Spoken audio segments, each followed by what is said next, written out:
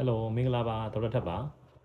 ဒီနေ့မှာလေလုံးစရာရဲ့အလုပ်တွေအများကြီးတပုံကြီးရှိနေတဲ့နဲ့ဘာမှမလုပ်ဖြစ်ပဲနဲ့ပြီးသွားရနေရှိလားအဲ့လိုပြီးသွားလို့လေကိုယ့်ကို guilty ဖြစ်လို့ကိုယ့်ကိုစိတ်မကြည်မနှံ့ဖြစ်နေရမျိုးရှိလားဒါဆိုရင်ကျွန်တော်ဘယ်လိုလုပ်မလဲအဲ့ပြဿနာကိုဒီနေ့ကိုဖပြုတ်တကောင်စားလိုက်တာနဲ့ဖြေရှင်းနိုင်တယ်ဆိုရင်ယုံမလားစိတ်အေးထားပါတကယ်ဖားကိုစားခိုင်းတာမဟုတ်တကယ်ဖပြုတ်ကိုစားခိုင်းတာမဟုတ်ပါဘူးကျွန်တော် personal development guru ဖြစ်တဲ့ Brian Tracy ရဲ့ Eat That Frog ဆိုတဲ့စာအုပ်ထဲကနည်းလမ်းတစ်ခုပြောပြချင်ပါတယ်အဲ့တော့ကျွန်တော်တို့ရဲ့ဖားဆိုတာပါလေဖပြုတ်ဆိုတာပါလေဆိုကျွန်တော်တို့ရဲ့ဒီလုပ်တနည်းတာမှာလုပ်ရမယ်အရေးကြီးဆုံးအလုပ်ကိုဘွားမှာအကျိုးရှိမဲ့ impact ဖြစ်မဲ့အလုပ်ကိုကျွန်တော်ရဲ့ဖားပေါ့လို့ခေါ်ပါတယ်ကျွန်တော်တို့များကျွန်တော်တို့အရေးကြီးတဲ့လုပ်တွေမလုပ်ဘဲနဲ့လွယ်တဲ့လုပ်ကလေးကိုလုပ်ပြီးတော့အချိန်ကုန်သွားတတ်တယ်တကယ်ကိုဘွားတို့အကျိုးရှိမဲ့လုပ်တွေကိုလုပ်ရမယ်ဟာမလုပ်ဖြစ်ဘဲနဲ့အချိန်ကုန်သွားတတ်ပါတယ်အဲ့လိုအချိန်ကုန်သွားတာမဖြစ်ရအောင်ကျွန်တော်တို့ကဒီ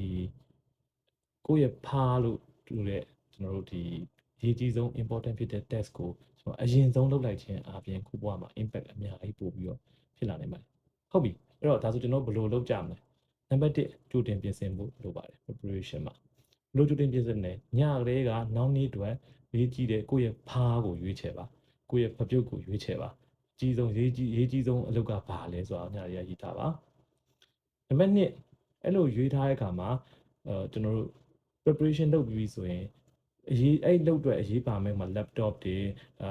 လိုအပ်မဲ့စာအုပ်စာတမ်းလိုအပ်မဲ့ခြေတာအချက်လက်အဲ့ဒါတွေအားလုံးကိုကြိုတင်ပြင်ဆင်ထားပါโอเคနံပါတ်3နောက်နေ့ရောက်ပြီဆိုတာနဲ့ရုံးရောက်တာပဲဒါမှမဟုတ်အလုပ်ကိုရောက်တာနဲ့ပထမဆုံးလုပ်ရမယ့်အလုပ်ကိုအဲ့ဒီအလုပ်ကိုအရင်ဆုံးလုပ်လိုက်ပါအဲ့ဒါခင်ဗျာဖားတဲ့ကောင်စားလိုက်တာပဲဖြစ်ပါတယ်အဲ့ဖားကိုစားလိုက်ပြီဆိုရင်ခင်ဗျာစဉ်းစားကြည့်လိုက်10နာရီမထိုးခင်မှာပဲကိုယ့်ရဲ့တကယ်အရေးကြီးဆုံးကိုယ့်ဘဝအတွက်အကောင်းဆုံးဖြစ်မဲ့အလုပ်တစ်ခုကိုလုပ်ပြီးသွားပြီဆိုခံစားချက်ကိုလည်းစဉ်းစားကြည့်ပေါ့နော်အရန်ကိုကောင်းတဲ့ခံစားချက်ဖြစ်ပါတယ်ဆိုတော့ဒီလိုမျိုးကိုယ့်ရဲ့ဖားတစ်ကောင်တတ်မှတ်ပြီးနေတိုင်းစားခြင်းအပြင်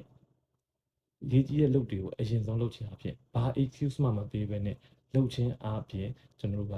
ဘဝမှာပို့ပြီးတော့တိုးတက်အောင်မြင်လာနိုင်ပါတယ်တော့ခင်ဗျားအဲ့လိုမျိုးအချိန်ဆိုတဲ့လူအဲ့လိုမျိုးအလုပ်တွေတပုံတစ်ပင်းနဲ့ဘာမှလုပ်ရမှမသိဘူးဖြစ်နေတဲ့လူဆိုလို့ရှိရင်ခင်ဗျားရဲ့အရေးကြီးဆုံးဖားတစ်ကောင်ရှာပြီးတော့စားလိုက်ပါအရေးကြီးဆုံးအလုပ်ကိုခုပဲလုပ်လိုက်ပါအဲ့တော့ခင်ဗျားတို့ရဲ့ဖားတွေကဘယ်လိုဟာမျိုးဖြစ်နေလဲဆိုတာလေ comment မှာမှတ်ခဲ့ပြီးပါအောင်အဆင်ပြေမယ်ဆိုရင်ကျွန်တော်ရဲ့ဒီ